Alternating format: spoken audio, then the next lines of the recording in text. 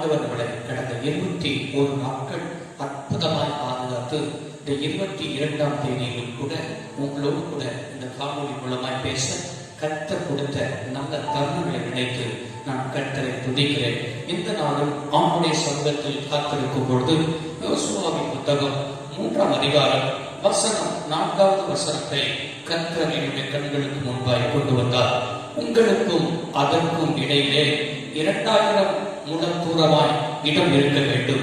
நீங்கள் நடக்க வேண்டிய வழியை அறியும்படிக்கு அதற்கு சமயமாய் வராதிருப்பீர்களாக. இதற்கு முன்னே நீங்கள் ஒருபோதும் இந்த வழியாய் நடந்து போகவில்லை என்று சொல்லி கட்டளையிட்டார்கள். வானத்தையும் பூமியையும் உண்டாக்கின சர்வ வல்லமை தெய்வமே, இந்த வார்த்தையை எங்கெல்லாம் உட்கார்ந்து இந்த காணொலி மூலமாய் தன்னுடைய வார்த்தையை கேட்கிறார்களோ, கேட்கிற பிள்ளைகள் ஆசீர்வதிக்கப்பட, கேட்கிற பிள்ளைகள் இதற்குரிய ஆண்டவருடைய ஆசீர்வாதத்தை பெற்றுக்கொள்ள இந்தியாவுடைய இதயம் திறக்கப்பட்டது போல இந்த வார்த்தை மூலமாய் இருதயங்கள் திறக்கப்பட, இந்த வார்த்தை மூலமாய் ஜனங்கள் ஆசீர்வதிக்கப்பட நீ பேசும் நாங்கள் கேட்கிறோம். இயேசுவின் நல்ல நாமத்தில் நல்ல பிதாவே, ஆமென். எனக்கு அருமையான கர்த்தருடைய பிள்ளைகளே, இந்த யோசுவாவின் புத்தகம் 3ஆம் அதிகாரம் என்று சொன்னாலே இஸ்ரவேல் ஜனங்கள் யோர்தானில் என்ன செய்கிறார்கள்? வருகிறார்கள். யோர்தான் நமக்கு நன்றாய் தெரியும். அங்கே யோர்தானை கடந்தால்தான் ஆண்டவர் வாக்கு பண்ணினதான கானான் தேசத்துக்கு என்ன செய்ய முடியும்? கடந்து செல்ல முடியும். கடந்து செல்வதற்கு இப்பொழுது பாருங்கள், யோர்தான் பெரிய தடையா என்ன செய்கிறது இருக்கிறது. அந்த யோர்தானை குறித்து கொஞ்சம் என்ன செய்ய சொன்னால் அறிந்து கொள்ள வேண்டும் என்று சொன்னால், அந்த யோர்தானின் அகலம் கிட்டத்தட்ட 1/2 கிலோமீட்டர் என்ன செய்ய சொன்னால் அகலமா இருந்தது. அந்த அளவுக்கு என்ன செய்ய சொன்னால் அது ஒரு பெரிய ஆறு, யோர்தானின் நதி அந்த அளவுக்கு ஒரு பெரியதா இருந்தது. நிமித்தமாய் எப்படி கடப்பது, எப்படி என்ன செய்வது? இந்த யோசுவாவுக்கு ஒன்றும் தெரியாதபடி திகைத்துக் கொண்டு இங்கே என்ன செய்கிறார் என்று சொன்னால், யோர்தானின் அருகாமையில் 3 நாள் என்ன செய்கிறார்? காத்திருக்கிறார். எனக்கு அருமையான தெய்வ பிள்ளைகளே, அப்பொழுதுதான் ஆண்டவர் அங்கே என்ன செய்கிறார் என்று சொன்னால், யோசுவாவின் புத்தகத்தில் 3ஆம் அதிகாரம் 4வது வசனத்தில் யோசுவாவுக்கு ஆண்டவருடைய கர்த்தருடைய வார்த்தை கிடைக்கிறது. இதற்கு முன்னே நீங்கள் ஒருபோதும் இந்த வழியாய் நடந்து போகவில்லை. இதற்கு முன்னே இந்த யோர்தானை கடந்தது ஒருவனும் யோர்தானை என்ன செய்யல? கடந்து போகவில்லை. இதுவரை இந்த யோர்தானை கடந்து அங்கே போன சரித்திரமும் இல்லை. இப்படி யாரும் கடக்காத பாதையை, யாரும் செத்திராத பாதையை, இதுவரை உங்களுடைய வாழ்க்கையில் நீங்கள் அனுபவிக்காத பாதையை நீங்கள் என்ன செய்ய போகிறீர்கள்? கடக்க போகிறீர்கள் என்று சொல்லி கட்டளையிட்டார்கள் என்ன செய்யப்பட்டிருக்கிறது? எழுதப்பட்டிருக்கிறது. இந்த புத்தகத்தின் தலைப்பு தான் என்னன்னு சொன்னால், உனக்காக புதிய பாதை. ஆமென். நம்முடைய ஆண்டவர் இதுவரை உங்களுடைய வாழ்க்கையில இந்த பாதை வழியாய் நான் போனதே இல்லையே, இதுவரை இந்த காரியம் எனக்கு தெரிந்ததே இல்லையே, இதுவரை இந்த காரியங்கள் நான் கேள்விப்படவே இல்லையே என்று சொல்லி நீ அறியாதத, உனக்கு எட்டாவதுமான பெரிய காரியங்களை செய்கிற தேவன் தான் அதை பார்த்து சொல்கிற ஒரு வார்த்தை, இதுவரை நீங்கள் கடந்துகாத பாதை வழியாய் ஆண்டவர் இந்த வாரத்தில் கர்த்தர் என்ன செய்ய போகிறார்? நடத்த போகிறார். உனக்காக ஒரு புதிய பாதையை கர்த்தர் செய்ய போகிறார், அமைக்க போகிறார். ரட்சிக்கப்பட்ட தெய்வ பிள்ளைகளே, உன் வாழ்க்கையில இந்த யோர்தான் இன்றைக்கு சொல்லப்பட்டிருக்கிறது. என்ன சொல்லப்பட்டிருக்கிறது என்று சொன்னால், அது கருப்பு காலத்தில் கரை புரண்டு என்ன செய்யுமா? ஓடும். அப்படி கரை புரண்டு ஓடுகிற அந்த சூழ்நிலையில தான் யோர்தானை ஆண்டவர் குவியலா என்ன செய்தார் என்று சொன்னால் குவிய செய்தார். நம்முடைய மூளை அறிவுல திங்க் பண்ணாதீங்க. நீங்க உங்களுடைய ரூட்ல போகாதீங்க. உங்க வழியை கர்த்தருக்கு ஒப்புவித்து அவர் மேல் நம்பிக்கையாளர்கள். அவரே காரியங்களை என்ன செய்கிறவர் என்று சொன்னால் வாய்க்க பண்ணுகிறவர். எனக்கு அருமையான கர்த்தருடைய பிள்ளைகளே, அந்த யோர்தானை கடக்கிறதுக்கு கிட்டத்தட்ட எவ்வளவு லட்சம் மக்கள் இருந்தார்கள் என்று சொன்னால் 20 லட்சம் மக்கள் யோசுவாவிற்கு என்ன செய்கிறார்கள்? இருக்கிறார்கள். கொஞ்சம் கற்பனை பண்ணி பாருங்க. யோர்தானுக்கு முன்னால 20 லட்சம் பேர் அந்த என்ன செய்யணும்? இந்த யோர்தானை கடக்கணும். ஒரே தலைமைத்துவம் யோசுவா மட்டும்தான். யோசுவாவுடைய சொல்லிக்கிற 20 லட்சம் ஜனங்கள் என்ன செய்யணும்? கடக்கணும். பாருங்க, இன்னைக்கு 100 பேர் இந்த சபையிலேயே 100 வகையான ஆலோசனை என்ன செய்யுது? வருது. பாஸ்டர் இப்படி செய்யறாரு, பாஸ்டர் அப்படி செய்யறாருன்னு சொல்லி பல பேர் பல கருத்துக்களை என்ன செய்கிறார்கள் சொல்கிறார்கள். அதே போல பெரிய தலைமைத்துவத்தை கண்ட ஜனங்கள், மோசேயுடைய தலைமையின் கீழ் என்ன செய்கிறார்கள் இருந்த ஜனங்கள், இப்போ புதிய ஒரு தலைமைத்துவம் யோசுவா, அந்த புதிய தலைமைத்துவத்துல 20 லட்சம் ஜனங்கள் இருக்கிறார்கள். நம்மளா பாருங்க, 20 லட்சம் ஜனங்கள் எந்தெந்த கூட்டம் எப்படிப்பட்ட கூட்டமா இருந்திருக்கும். ஏற்கனவே முறுமுறுத்த கூட்டம், ஏற்கனவே எதிர்த்து நின்ற கூட்டம், ஏற்கனவே எதிர்த்துக்கு போக ஆயத்தமா இருந்த கூட்டம், தங்களுக்கு தலைவர்களை சொன்னா உருவாக்கி கொண்ட கூட்டம். அப்படிப்பட்ட கூட்டத்துல இவன் 3 நாள் யோர்தானில் கடந்து போறதுக்கு முன்னால பார்த்திருக்கிறான். கொஞ்சம் அந்த நிலைமை யோசித்து பார்ப்போம் என்று சொன்னால் எப்படியெல்லாம் இருந்திருக்கும். அப்பேற்பட்ட நிலைமையில தான் யோசுவா சொன்ன ஒரு வார்த்தை, நீங்கள் இதுவரை ஒருபோதும் இந்த வழியா என்ன சொன்னால் கடந்து போகவில்லை, இதுவரை கடந்து போகாத வழியில் ஆண்டவர் என்ன செய்வார், நடத்துவார். பாருங்க, இதுவரை கடந்து போகாத வழியில் உங்களை நடத்துவார் என்று சொன்னால் ஆண்டவர் உங்களுடைய கடுமையாக உங்களை இருக்க விட மாட்டார். அந்த வழியை நீங்கள் போகாத பாதையா இருக்கலாம், நீங்கள் நடக்கும் போது உங்களுடைய வழி துணைக்கு ஆண்டவரே என்ன செய்வார், வருவார். அந்த பிரயாணத்தில் நீங்கள் தடுமாறி போகாத வழிக்கு உங்களுக்கு நிழல் போல உடைய வாழ்க்கை என்ன செய்வார், வருவார். அது மாத்திரமல்ல, நம்முடைய வாழ்க்கையை எப்பொழுதுமே நம்முடைய ஆண்டவர் நமக்கு முன் செல்கிற தேவனாய் என்ன செய்வார், கடந்து வருவார். சாது சுந்தர் சிங்குடைய வாழ்க்கை சம்பவம் நமக்கு நல்லா என்ன செய்யும் தெரியும். சாது சுந்தர் சிங் அவர் என்ன செய்தார் என்று சொன்னால், அவர் பாருங்க, அவர் ஒரு தேவன் அல்லாத புறஜாதிய ஒரு பக்தி வைராக்கியம் நிறைந்த ஒரு குடும்பத்தில் பிறந்தவர். ஆரம்ப நாட்களிலேயே தாயார் இழந்து ஒரு தாயாரை இழப்பின் நிமித்தமாய் அப்படிப்பட்ட ஒரு உபத்திரவ நாட்களில் சிறு வயதிலே செய்தவர், கழித்தவர். தகப்பனாருடைய வளர்ப்பைதான் செய்யப்பட்டவர், வளர்க்கப்பட்டவர். இப்படிப்பட்ட நாட்களில் இவர் சிறு வயது முதற்கொண்டே இயேசுநாதரை பிடிக்காமல் பைபிளெல்லாம் தீர்த்து கொடுத்தின அனுபவங்கள்லாம் வாழ்க்கையில் என்ன செய்திருக்கிறது, கடந்து வந்திருக்கிறது. ஆனால் சாது சுந்தர் சிங்குடைய வாழ்க்கையில் எப்படி பவுலை தமஸ்கு வீதியில் ஆண்டவர் தரிசனமாகி அவனை சந்தித்தாரோ, அதே போல் சாது சுந்தர் சிங்கையும் தரிசனத்தில் ஆண்டவர் என்ன செய்தார், அவரை சந்தித்தார். அந்த சந்தித்த நாள் முதல் கொண்டு அவர் ரட்சிக்கப்பட்டார். இயேசுவை சொந்த ரட்சகராய் என்ன செய்தார், ஏற்றுக்கொண்டார். இவர் இயேசுவை சொந்த ரட்சகராய் ஏற்றுக்கொண்டது நிமித்தமாய் தகப்பனாருக்கு தெரிய வர, சொந்த பந்தத்துக்கு தெரிய வர எல்லாரும் சொன்னார்கள், இயேசுநாதரை மறுதளித்து விடு. உன் இயேசுநாதர் வேணுமா, இல்லைன்னா குடும்பம் வேணுமா, தகப்பனா நான் வேணுமா என்று சொல்லி பல கேள்விகள் அவருடைய வாழ்க்கையில் குழம்பி போகிற அளவுக்கு பல உபத்திரவங்கள் இந்த சாது சுந்தருடைய வாழ்க்கையில் நேரிட்டது.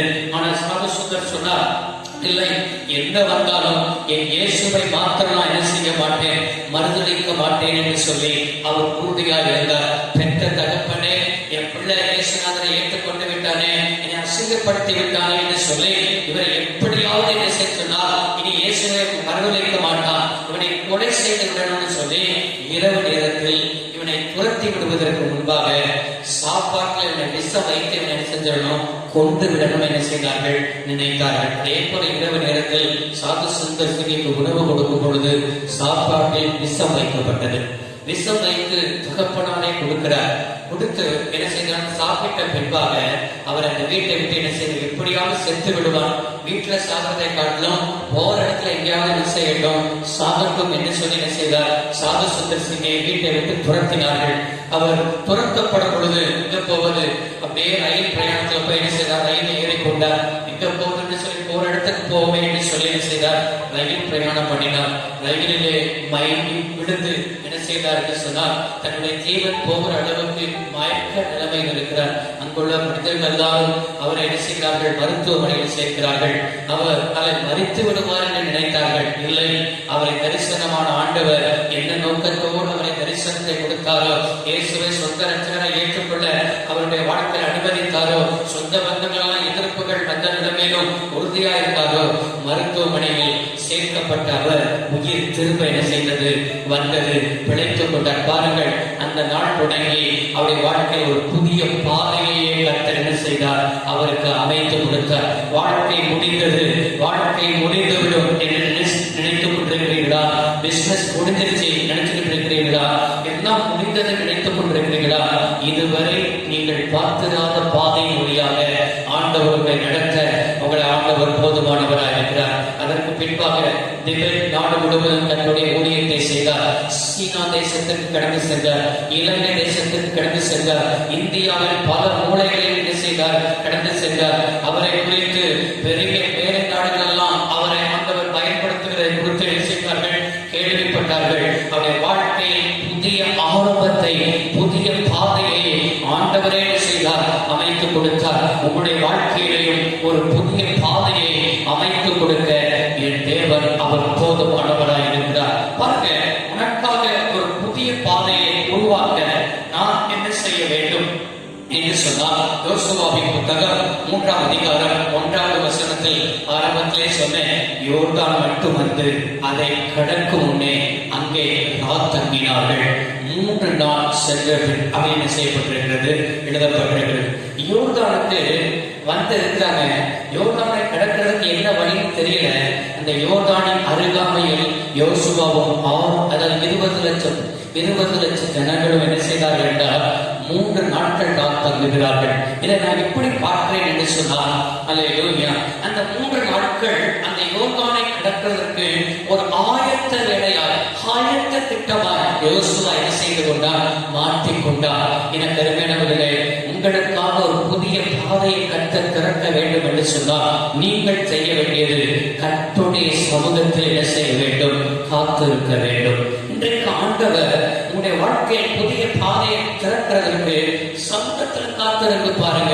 3 நாட்கள் யோர்தானில் அவர் என்ன செய்தான், காத்திருந்தார். அதுலதான் ஆண்டவர் அவனோடு கூட சில காரியங்களை என்ன செய்தார், பேச ஆரம்பித்தார். உங்களுடைய வாழ்க்கையிலும் சில காரியங்கள் செய்வதற்கு முன்பாக, புதிய தொழிலை தொடங்குவதற்கு முன்பாக, திருமண காரியத்தை பேசுவதற்கு முன்பாக, ஊழியத்திற்கு அல்லேலூயா ஒரு புதிய திட்டத்தை அமைப்பதற்கு முன்பாக, புதிய 2021 வாக்குத்தத்தங்களை பெறுவதற்கு முன்பாக நீங்கள் செய்ய வேண்டியதெல்லாம் ஆண்டவருடைய சமூகத்தில் என்ன செய்யுங்கள், காத்திருங்கள். அவருடைய சமூகத்தில் காத்திருக்கிறவர்கள் ஒருபோதும் என்ன செய்வதில்லை, வெட்கப்பட்டு போவது இல்லை என்று என்ன செய்கிறோம், வேதத்தில் வாசிக்கிறோம்.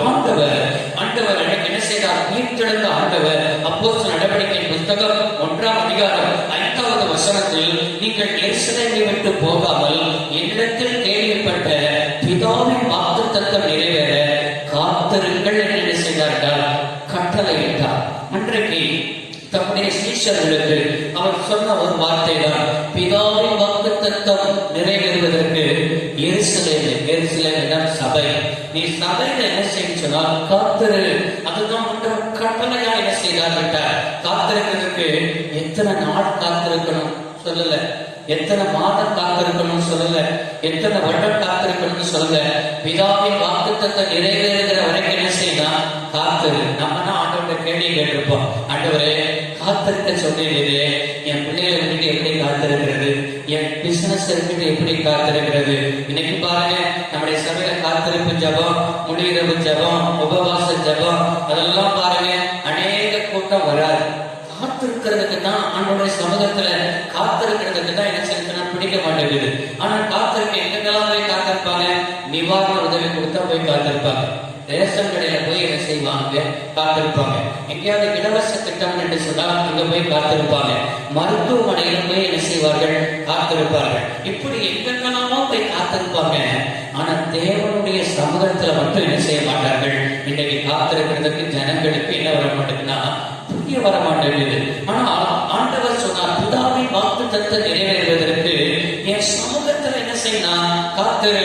அதே போல பாருங்க, 120 பேரும் எருசலேமின் கேள்விட்டாரை என்ன செய்தார்கள், காத்திருந்தார்கள் என்று என்ன செய்கிறோம், வேதத்தில் வாசிக்கிறோம். காத்திருக்கும் பொழுது நடந்ததுதான் என்ன அப்படின்னு சொன்னால், 10 நாள் காத்திருக்கிறார்கள். 10 நாளும் ஆகாரம் கொடுத்தார்களா தெரியாது, புசித்தார்கள் தெரியாது, தண்ணீர் குடித்தார்கள் தெரியாது. ஒரு 120 பேர்ல ஒரு ஆள் கூட வீட்டுக்கு என்ன செய்யல, போகல. நம்ம நிலைமையில 120 பேர் சபையில 10 நாள் காத்து வைங்க. 9வது நாள் 8வது நாள் எத்தனை டிக்கெட் தான் இருக்குன்னு சொன்னா 10 பேர் 5 பேர் குறைஞ்சிக்கிட்டே தான் என்ன செய்யும், போகும். அங்க ஒரு நபர் கூட வீட்டுக்கு என்ன செய்யல. 120 பேர் காத்திருந்தாங்க. 120 பேரும் 10வது நாள் வரைக்கும் என்ன செய்தாங்கன்னு சொன்னா பரிசுத்தாவின் அபிஷேகத்தை பெற்றுக் கொண்டாங்க. காத்திருந்தது நிமித்தமாய் ஆண்டவர் அவருடைய வாழ்க்கையில் பெரிய அற்புதத்தை செய்தார். எருசலேம் தேசம் முழுவதையும் உதவி செய்தார். யூதேய தேசம் முழுவதும் அசைக்க உதவி செய்தார். உலக நாடு முழுவதும் அசைக்க உதவி செய்தார். அங்கே காத்திருந்த தோமா தான் இந்திய தேசத்துக்கு வந்து இந்தியாவில் இன்னைக்கு கிறிஸ்தவத்தை ஏற்றுக்கொண்டிருக்கிறோம் என்றால் அங்கு காத்திருந்த வல்லமை பெற்றுக் கொண்டுதான் இந்தியாவுக்கு தோமா என்ன செய்தார்? அங்கு இரத்த சாட்சியை என்ன செய்தார்? மறித்தார். அந்த தோமாவின் இரத்தம் தான் இன்னைக்கு தமிழ்நாட்டில் பேசிக் கொண்டிருக்கிறது. கைகளை உயர்த்தி ஆமென் சொல்லலாமா? எனக்கு அருமையான தேவ பிள்ளைகளே, அப்போஸ்தலனாகிய இருக்கிற பவுலை குறித்து நமக்கு வேதத்தில் தெரியும். கலாத்தியர்கள் நிறுவனம் 1ஆம் அதிகாரம் 16-17 வாசிக்கிறோம். அவனை பாருங்க, ஆண்டவர் அவனை சந்திக்கும் பொழுது மாம்சத்தோடு இரத்தத்தோடு என்ன செய்யாமல், யோசனை பண்ணாமல், அப்போஸ்தலரிடத்தில் போகாமல் அவன் என்ன செய்தான் சொன்னால் அரேபியா பாலைவனத்தில் 3 வருஷம் போய் என்ன செய்தான் என்று சொன்னால் காத்திருந்தான். அங்க என்ன செஞ்சான்? நான் ஒன்று நினைக்கிறேன், ஆண்டவருடைய பிரசனத்திலே இருந்திருப்பான். பழைய ஏற்பாட்டுடைய வேத பிரமாணங்கள் என்ன செய்திருப்பான்? ஆராய்ந்து பார்த்திருப்பான். அந்த ஆண்டுடைய பாதத்தில் காத்திருந்தது நிமித்தம் தான் அவன் என்ன செய்தான்? அவனுடைய ஊழியம் பிரகாசமாயிருந்தது. எந்த மனிதெல்லாம் அவனுடைய சமூகத்தில் காத்திருக்கிறார்களோ அவர்களெல்லாம் தேவன் வல்லமையாய் பயன்படுத்த என் தேவன் அவர் போதுமானவராய் இருக்கிறார். உனக்காக ஒரு புதிய பாதையை கர்த்தர் அமைக்க வேண்டும் என்றால் அதே யோசுவாவின் புத்தகம் 3ஆம் அதிகாரம் 3வது வசனத்தையும் 6வது வசனத்தையும் வாசித்து பார்ப்போம் என்றால் அந்த உடன்படிக்கை பெட்டியை ஆண்டவர் என்ன செய்வது சொன்னால் சுமந்து கொண்டு போவதற்கு ஆசாரியர்களையும் லேவியர்களையும் ஆண்டவர் என்ன செய்தார்? முன்குறித்தார். அந்த உடன்படிக்கை பெட்டி இயேசுவுக்கு ஒரு முன்மாதிரியாக என்ன செய்கிறது? இருக்கிறது. இப்ப அந்த உடன்படிக்கை பெட்டியை என்ன செய்ய சொன்னால் இஸ்ரவேல் ஜனங்கள் கடக்கிறதற்கு முன்பாக இஸ்ரவேல் புத்தருடைய முன்பாக கிட்டத்தட்ட 2000 முழம் தூரத்திற்கு 2000 முழம் என்று சொன்னால் 3000 அடி, கிட்டத்தட்ட ஒரு 6 கிலோமீட்டர் என்ன சொன்னால் தூரத்திற்கு முன்பாக என்ன சொன்னால் இஸ்ரவேல் ஜனங்களுக்கு ஒரு 6 கிலோமீட்டருக்கு முன்பாக அந்த உடன்படிக்கை பெட்டி முன்பாக கடந்து செல்ல வேண்டும்.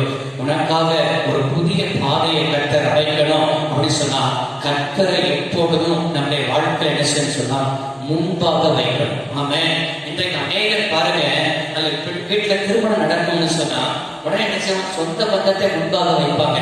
ஆமே, இல்லை என்று சொன்னா சமுதாய கட்ட முன்பாக வைப்பாங்க. பாரம்பரியத்தை என்ன செய்வாங்க? முன்பாக வைப்பாங்க. ஏன்? மாமா கோபப்பட்டுக்கிடுவாரு, சொந்த பந்தம் கோபப்பட்டுக்கிடும், உறவினர்கள் கோபப்பட்டுக்கிடுவார்கள் சொல்லி பாரம்பரியத்தை திணிக்க ஆரம்பித்து விடுவார்கள். ஆனால் எப்பொழுதும் சரி, நீங்கள் என்ன செய்ய சொன்னால் உலக மனிதர்களையோ பதவிகளையோ பட்டங்களையோ அல்லது உறவினர்களையோ சமுதாயத்தில் உள்ள பெரியவர்களையோ ஊர் தலைவர்களையோ குடும்பத்தில் உள்ளவர்களையோ யாரையும் முன்பாக வைக்காம எல்லாவற்றிலையும் கர்த்தரை, அதான் சங்கீதக்காரன் சொன்னான், எப்போதும் கர்த்தரை எனக்கு முன்பாக என்ன செஞ்சிருக்கிறேன்? வைத்திருக்கிறேன். அவர் எனக்கு முன்பாக இருக்கிறபடினா எந்த நிலைமையிலும் நான் அசைக்கப்படுவது இல்லை என்று என்ன செய்கிறார் சொல்கிறான். அவரை முன்னால் வச்சு பாருங்க, உங்களை எந்த ஒரு தீங்கோ எந்த ஒரு போராட்டமோ ஏதோ உங்களுடைய வாழ்க்கையில் அணுகாதபடி கர்த்தர் என்ன செய்வார்? காத்துக்கொள்ள வல்லமை உள்ளவராய் இருக்கிறார். தாவீதுடைய வாழ்க்கையில் பாருங்க, ஒரு நாள் அமலேக்கியர்கள் வருகிறார்கள். அமலேக்கியர்கள் வந்து இவன் இல்லாத நாட்கள்ல அவருடைய மனைவிகள், அவருடைய பிள்ளைகள், அதே போல அவருடைய கூட இருந்ததான மனைவி பிள்ளைகள் எல்லாரையும் என்ன செஞ்சுட்டாங்க? அழைச்சு கொண்டு போயிட்டாங்க. தாவீது வந்து பார்த்தா வெறுமையா இருக்கிறது.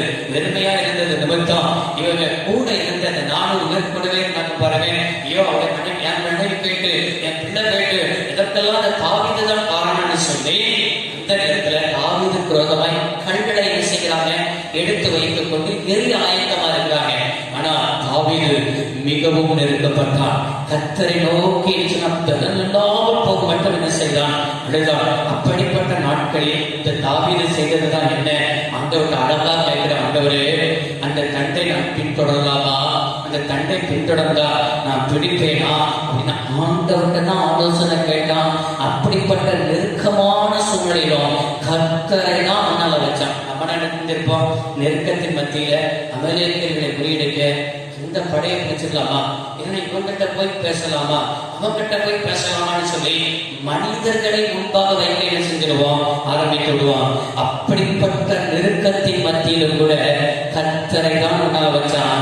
அதே போல ஆண்டவர் சில ஆலோசனையை கொடுத்தார். அந்த ஆலோசனைக்கு கீழ்ப்படித்து போனா சகலத்தையும் அவன் என்ன செய்தான், திருப்பி கொண்டு வந்தான் என்று பார்க்கிறோம். நீ ஆண்டவரை முன்னால் வச்சு பார்த்தா நீ எதெல்லாம் இழந்து போனாயோ, எதெல்லாம் உன்னுடைய கரத்தை விட்டு போனதோ, இன்றைக்கு எல்லாவற்றையும் ஆண்டவர் திருப்பிக் கொள்ள அவர் வல்லமை உள்ளவராய் இருக்கிறார். இன்னும் ஒரே ஒரு காரியத்தை மாத்திரம் பார்த்து நாம் ஜெபிக்கலாம் என்று என்ன செய்கிறேன், ஆசைப்படுகிறேன்.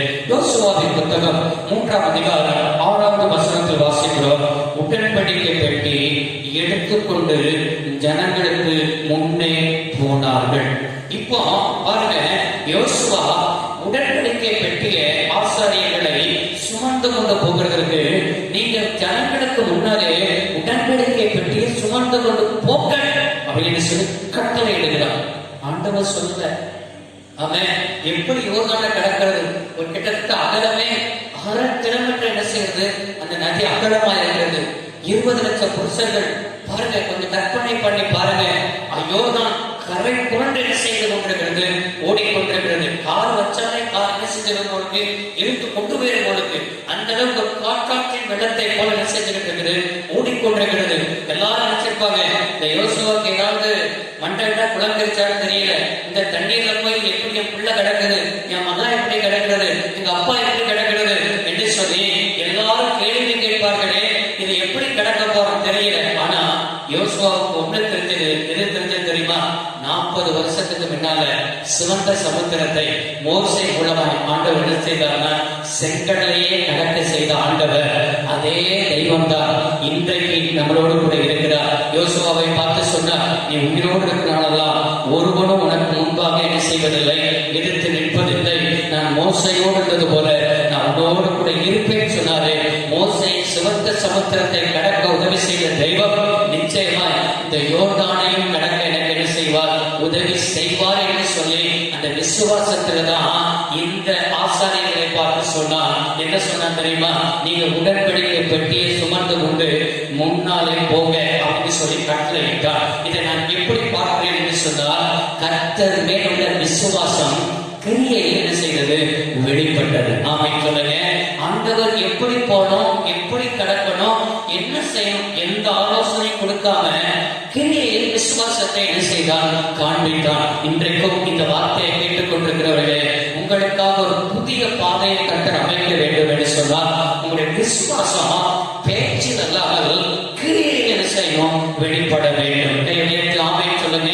பாருங்க, கிரியை இல்லாத விசுவாசம் என்னது, செத்தது. விசுவாசத்தை குறித்து 1000 பிரசங்கம் கேட்போம், விசுவாசத்தை குறித்து நம்ம பேசுவோம். ஆனால் விசுவாசத்தை கிரியையில் என்ன செய்ய வேண்டும், வெளிப்படுத்த வேண்டும். எனக்கு அருமையானவர்களே, அங்கே யோசுவா கிரியை வெளிப்படுத்தின பின்பாக தான் மோசே அங்கே யோசுவா கூடவே ஆண்டவர் பேசுகிறார்.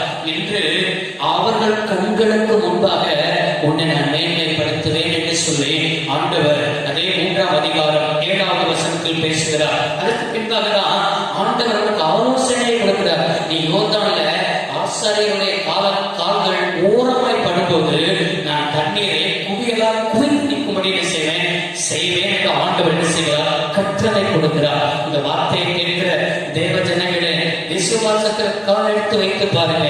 உங்களுக்காக புதிய வாசலை கட்ட செய்வார். இதுவரை நடந்து போகாத பாதையில் நீங்கள் நடந்து போக கர்த்தர் கிருபை தருவார். ஆபிரகாமுடைய வாழ்க்கையிலும் ஆண்டவர் பாருங்க, தான் காண்பிக்கிற தேசத்திற்கு அவன் தன்னை அர்ப்பணிக்கும் பொழுதுதான் ஆண்டவர் அவனுக்காக வாசலை திறந்தார். அவனோடு கூட இருந்தார். அவனுக்கு வாக்கு தத்தங்கள் எல்லாம் என்ன செய்தார், அள்ளி கொடுத்தார். ஆபிரகாமை ஆசீர்வதித்தவர். ஆபிரகாமுடைய வாழ்க்கையில் இந்த விசுவாசத்தை நாம் கற்றுக்கொள்கிறவே, ஆபிரகாமை விசுவாச தகப்பனை அறிக்கை எழுகிறவே, அவன் காணாத தேசம், கண்டுகாத தேசம், ஆண்டவர் போர் சொல்லுடனே காணாத தேசத்தை விசுவாசத்தோடு கிரியை செய்தான். அவன் என்ன செய்தான், எல்லாவற்றையும் சுதந்திரித்துக் கொண்டான். இன்றைக்கும் எபிரேயர் 12ஆம் அதிகாரம் 1வது வசனத்தின்படி விசுவாசத்தை தொடக்கினவரும் அதை முடிக்கிறவருமா இருக்கிற இயேசுவை நோக்கி, உங்களுக்கு நியமிக்கப்பட்ட ஓட்டத்தில் என்ன செய்யுங்க, பொறுமையா ஓடுங்க. கர்த்தர் நிச்சயமா நீங்கள் இதுவரை கண்டிராத அல்லேலூயா பாதையின் வழியாய் ஆண்டவர் நடத்துவார். அவர்கள் அதே 3ஆம் அதிகாரம் யோசுவா 3ஆம் அதிகாரம் வசனம் 17 வாசிக்கிறோம். இஸ்ரவேல் எல்லாரும் தண்ணீரற்ற உலர்ந்த தரை வழியாய் கடந்து போனார்கள். அவன் தண்ணீரற்ற உலர்ந்த தலைவலியால் 20 லட்சம் ஜனங்களையும் ஆண்டவர் வழி திறந்தது. குவியலாய் செய்தது தான் குவிந்து நின்றது.